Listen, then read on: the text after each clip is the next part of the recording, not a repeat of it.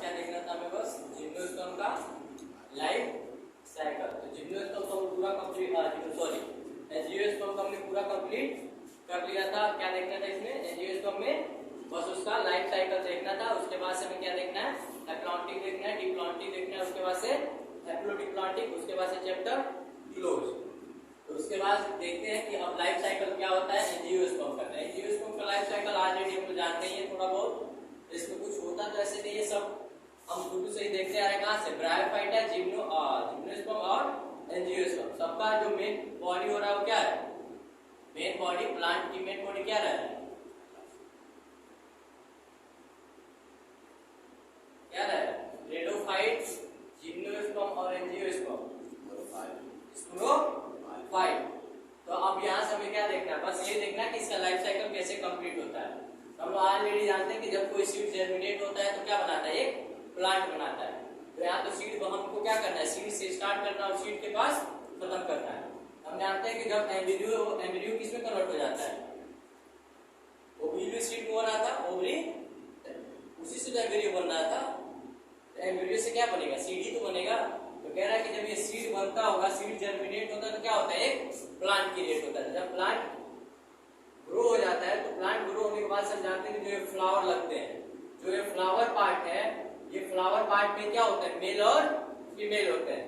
इसमें भी कह रहा है कि मेल और फीमेल किसको होता है, ये भी हम कल कहानी जान चुके थे कि जो सिलेंडर लाइक स्ट्रक्चर होता है उसको क्या बोलते हैं, जिसमें स्टाइल और ओवरी पाया जाता है और स्टिग्मा पाया जाता है, जिसको पिस्टन के भी नाम से जाने जाते हैं।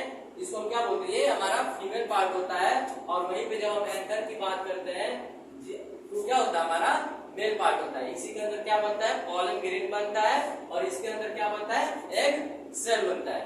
तो जब ये पॉलन ग्रेन क्या करेगा, जब एंथर है, एंथर में हम जानते हो क्या पाया जाता है, माइक्रो स्पोंजियम पाए जाते हैं। क्योंकि हम जानते हैं माइक्रो वर्ड, ये देख मैं कल भी बताया था कि माइक्रो जहां लिखा होगा कहां जाएगा, मेल में जाएगा, और मेगा जहां लिखा होगा फीमेल में जाएगा। तो कह रहा है कि एंथर में माइक्रो स्पोंजियम पाया जाता है। और माइक्रो स्पोंजियम में क्या होता है, भी फर्दर डिवीजन होता है। तो एक माइक्रो स्पोरो मदर सेल 4 भाग में टूट जाता है, मतलब 4 बनाता है। 4 क्या बनाता है, माइक्रो स्पोर बनाता है। ये 4 माइक्रो स्पोर क्या सब के सब अप्लाइड होते हैं। अब कह रहा है कि इसके बाद से क्या करेगा, पॉलन ग्रेन विंड या वाटर जिसके भी थ्रू क्या करेगा, जाना चाहेगा कहां पे, स्टिग्मा पे। जब स्टिग्मा पे जाएगा तो क्या करेगा, ये जर्मिनेट करेगा। तो हमने कल बताया था कि एक मेल में एक पॉलन ग्रेन में 2 मेल गैमेट होते हैं। अब यहाँ पे मैंने क्या किया, क्लियरली मेंशन किया कि यहाँ पे 2 गैमेट होते हैं। एक क्या करेगा, एक 2 पोलर न्यूक्लियाई को क्या करेगा, फर्टिलाइज करेगा, जिसको हम ट्रिपल फ्यूजन के नाम से जानते हैं। और एक क्या करेगा, एक सेल को फर्टिलाइज करेगा, जिसको सिंगेमी के नाम से जानते हैं। इसलिए हम इसे क्या बोलते हैं, डबल फर्टिलाइजेशन। तो कह रहा है कि अब यहाँ देखो, कह रहा है कि जब ओवरी में हम जानते थे कि क्या ओवरी के अंदर क्या पाया जाता था, ओव्यूल। ओवरी में हमने क्या देखा था, उसमें भी कुछ ऐसे थे जिसको हम क्या बोल रहे थे, मेगा स्पोंजियम बोल रहे थे, जिसका दूसरा नाम ओव्यूल है। इस पे फिर हमने देखा था फर्दर डिवाइड हो रहा था, तो ये भी 4 पार्ट में जाता था, लेकिन उसमें से 3 डीजनरेट हो जाते थे और एक बचता था। फिर एक की बन के क्या बनाता था, एम्ब्रियो सेक। एम्ब्रियो सेक में जब पहुंचता है, एक सेल को क्या करेगा, फर्टिलाइज कर देगा। एक जो होगा वो पोलर न्यूक्लियाई को फर्टिलाइज करेगा। तो उसके बाद से क्या बनेगा, जाइगोट बनेगा। जाइगोट के बाद से फिर क्या बन जाएगा, फर्दर डेवलप करके एम्ब्रियो बनेगा। एम्ब्रियो फर्दर डेवलप करके क्या बनेगा, सीड बनेगा। उसके बाद से फिर नया प्लांट तैयार हो जाएगा। यही इसका लाइफ साइकिल है, इसमें कोई ज्यादा वो नहीं है। बस ये देखिएगा कि यहाँ से यहाँ तक की जो बनाई गई है, ये क्या है, सब के सब डिप्लॉयड है। और इस साइड में जो बनाए गए सब के सब हैप्लॉयड है। तो कहानी याद रखिएगा, कौन हैप्लॉयड में आ रहा है, कौन डिप्लॉयड में आ रहा है। और मेन प्लांट बॉडी का होता है, स्पोरोफाइट होता है। इतना कहानी याद रहेगा, बाकी कुछ है नहीं। बाकी हम लोग कहाँ पढ़े, क्लास 12 के सेकेंड चैप्टर में। बाकी इतना ही बस दिया गया है। तो बाकी हम देखते हैं डिप्लॉन्टिक, हैप्लॉन्टिक और हैप्लोडिप्लॉन्टिक। तो हमने क्या देखा था, एंजियोस्पर्म का लाइफ साइकिल देख लिया। इसके बाद से क्या देखना है हमें, हैप्लॉन्टिक देखना है, डिप्लॉन्टिक देखना और हैप्लोडिप्लॉन्टिक देखना है। मतलब 3 कहानियां देखना है।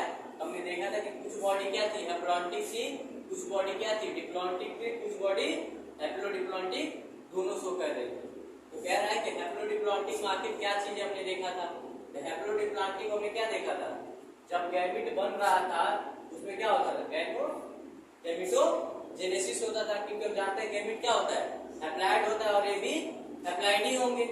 तो कह रहे अब ये याद रखिएगा, ये जो दिख रहा है ये क्या है, स्पोर वाला ही है। स्पोर भी क्या होता था, ये होता था। तो कह रहा है कि हम हैप्लोडिप्लॉन्टिक, इसमें क्या है, सबसे ज्यादा बॉडी किस में दिखाई दे रही है, हैप्लॉन्टिक में दिखाई दे रही है ना, क्योंकि सबसे ज्यादा एन वाला पार्ट है ना, ये जो दिख रहा है ये भी एन है और ये भी एन है और ये भी एन है। अगर पूरा एरिया निकाला जाए 100% के साथ तो देखा जाए तो 75% तक तो एरिया क्या है,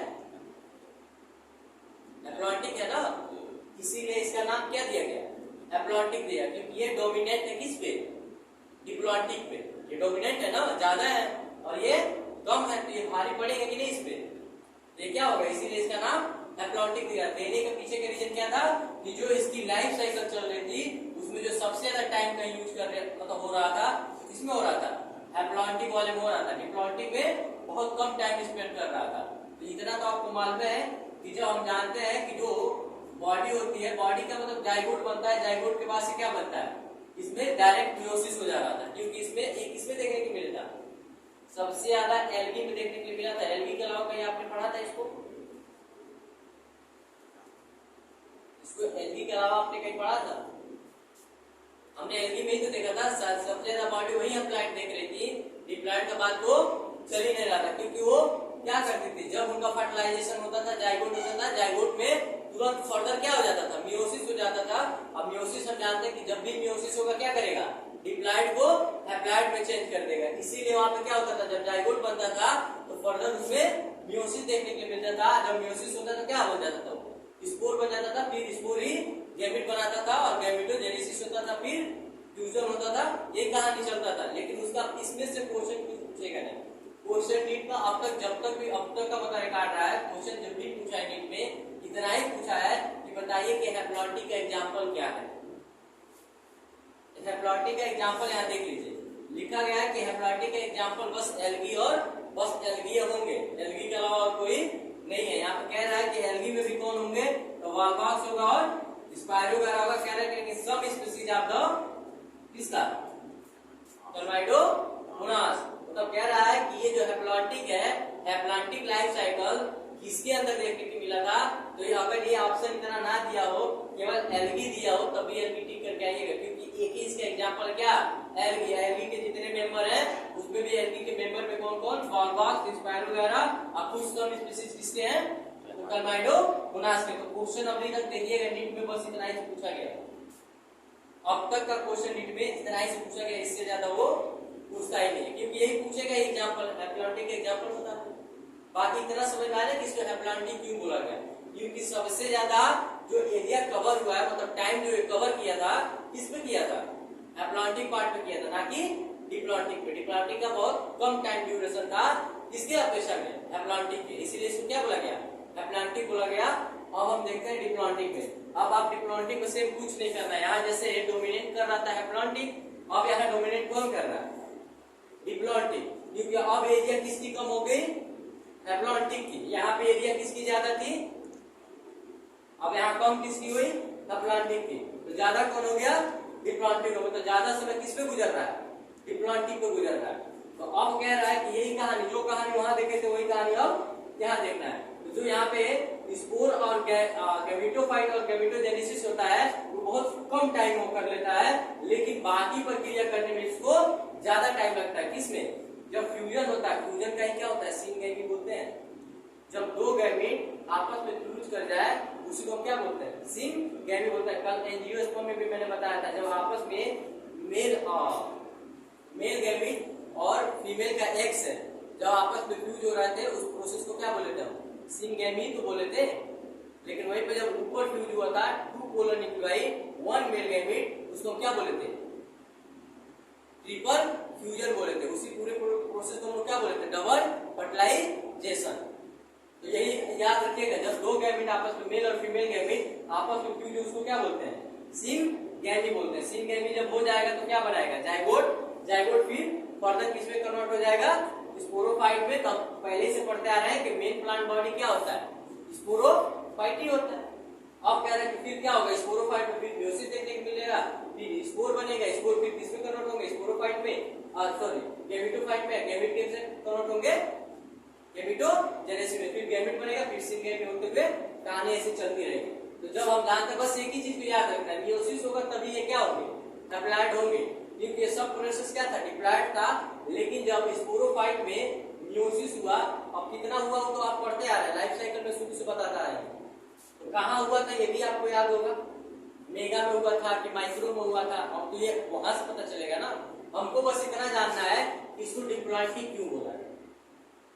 डिप्लॉइटिक इसलिए बोला गया है कि इस पूरे प्रोसेस को अगर 100% किया जाए तो 75% टाइम किसमें स्पेंड किया जाए, डिप्लॉइटिक में, और 25% टाइम कहाँ जा रहा है, हैप्लॉइटिक में। इसीलिए जो ज्यादा वो क्या करेगा, डोमिनेंट होगा ना कम वाले पे, तो ये क्या हुआ, डोमिनेंट कर गया, इसीलिए इसको क्या बोला गया, डिप्लॉइटिक लाइफ साइकिल बोला गया। इसका एग्जांपल क्या है, तो all of seed bearing plant, मतलब जितने सीड बनाते होंगे, मतलब जितने प्लांट सीड क्या करते होंगे, पैदा करते होंगे, वो सब के सब एग्जांपल किस होंगे, डिप्लॉइटिक होंगे। इसीलिए देख लीजिए कहानी क्या बोला, ऑल, यानी कहाँ पूछा जा सकता है, असर्शन रीजन या करेक्ट या इनकरेक्ट, यही है आपको क्वेश्चन पकड़ने का तरीका। जहां ऑल दिख जाए, सम दिख जाए, मोस्ट दिख जाए, वो याद रखिएगा कि या तो पूछेगा असर्शन रीजन से, या तो पूछेगा करेक्ट और इनकरेक्ट स्टेटमेंट से। तो अब इसमें क्या बोला कि जितने भी प्लांट होंगे जो सीड क्या करेंगे, सीड पैदा कर रहे होंगे, वो सब के सब किसके एग्जांपल होंगे, डिप्लॉइटिक में। तो आप कह रहे हैं कि इसमें कौन कौन आएगा, सीड जो बनाता था, जिम्नोस्पर्म, अरे जिम्नोस्पर्म सीड बनाता था ना, भले ही फ्रूट ना बने, सीड तो बनता था। तो कह रहे कौन आएगा, जिम्नोस्पर्म और एंजियोस्पर्म, दो ही है। फिर कह रहा है कि gametophyte phase few of the multicell, मतलब कह रहा है कि जो गैमेटोफाइट हमने देखा था उसमें कुछ ऐसे भी थे जो मल्टीसेलुलर थे, मतलब एक सिंगल सेल के ही नहीं थे। कहानी हम वहां भी लिखा है, आप पढ़िएगा अपने नोट्स, वहां दिखेगा। तो कह रहा है कि, और कह रहा है कि कुछ और भी ऐसे एग्जांपल हैं एल्गी के, एल्गी के ये तो कौन कौन है, एल्गी में ये दो एग्जांपल याद रखिएगा, मतलब एक्सेप्शन के तौर पे डिप्लॉइटिक हो जाते हैं। इसीलिए तो यहाँ देखिए एक चीज लिखा गया है, सम, ये कुछ दिख रहा है,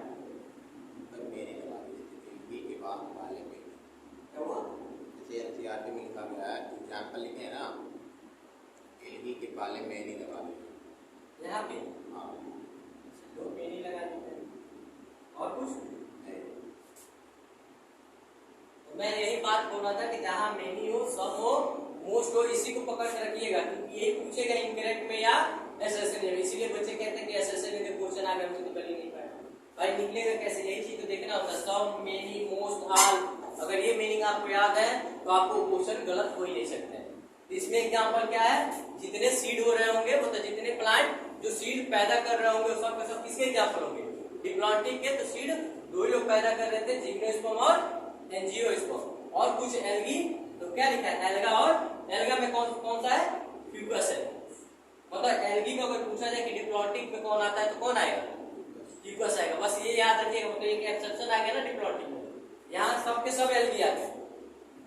क्योंकि क्या लिखा, मेनी मतलब ज्यादातर एल्गी अटलांटिक में आएंगे। उसमें भी एग्जांपल दो दे दिया, वॉलवॉक्स और स्पाइरोगैरा। वॉलवॉक्स कौन सी एल्गी बोली जाती है, नाम बताओगे, कॉलोनियल एल्गी, स्पाइरोगैरा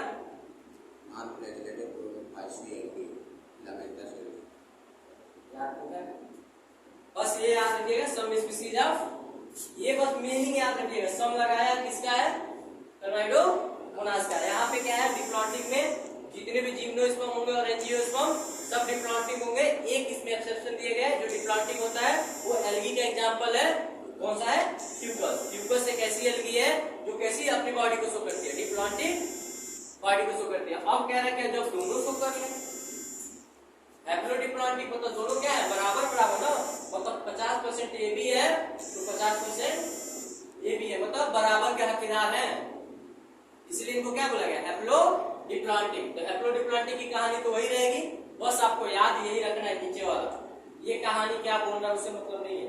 इतना समझ में आ गया ना कि हैप्लॉइटिक क्यों उस पर डोमिनेट बोला गया है, हैप्लॉइटिक में उसकी टाइम ज्यादा स्पेंड हो रहा है, यहाँ पे डिप्लॉइटिक का टाइम ज्यादा है, यहाँ पे दोनों का बराबर, इसीलिए हैप्लोडिप्लॉन्टिक। बस इसकी कहानी याद रखिएगा एग्जांपल का कि हैप्लॉन्टिक का एग्जांपल कौन होता है, डिप्लॉन्टिक का एग्जांपल कौन होता है और हैप्लोडिप्लॉन्टिक का एग्जांपल कौन होता है। हैप्लोडिप्लॉन्टिक एग्जांपल कौन है, ब्रायोफाइटा और क्रेडोफाइटा, क्योंकि हमने जिम्नोस्पर्म और एंजियोस्पर्म तो यहाँ देख लिए थे, यहाँ पूरा एल्गी देख लिए थे। अब बचे कौन, ब्रायोफाइटा और क्रेडोफाइटा। तो ब्रायोफाइटा और क्रेडोफाइटा किसके एग्जांपल है, हैप्लोडिप्लॉन्टिक के। अब कह रहा है कि इसमें कौन कौन है देख लो, एक्टोकार्पस और कैल। ये तीन चीजों को याद रखिएगा, यही मेन है, 1 2 और 3। ये तो याद रहते हैं, ये भूल जाते हैं। तो याद रखिएगा कि हैप्लोडिप्लॉन्टिक के एग्जांपल कौन कौन है, तो ब्रायोफाइटा और क्रेडोफाइटा, और कुछ में कौन कौन से, एक्टोकार्पस और ये कैल। कैल तो 2 जगह यूज हुआ है, मार्कोलॉजी में भी और यहाँ भी। तो मार्कोलॉजी में कैल क्या बताया गया था, फ्लावर के स्ट्रक्चर को लेकर वहां पे बात किया गया था, लेकिन यहाँ पे कैल क्या है, यहाँ एक एल्गी का नाम है। तो याद रखिएगा केल, वहां भी वकील है ना, चलो मार्कोलॉजी आएगा तो बता देंगे, बट यहाँ पे याद रखिएगा ये केल क्या है, ब्राउन एल्गी है। ये भी क्या है, ब्राउन एल्गी है। ये भी क्या है, रेड एल्गी। तो याद रखिएगा ये 3 नाम जो आया है ये एल्गी से आया है, और ये ब्रायोफाइटा और क्रेडोफाइटा।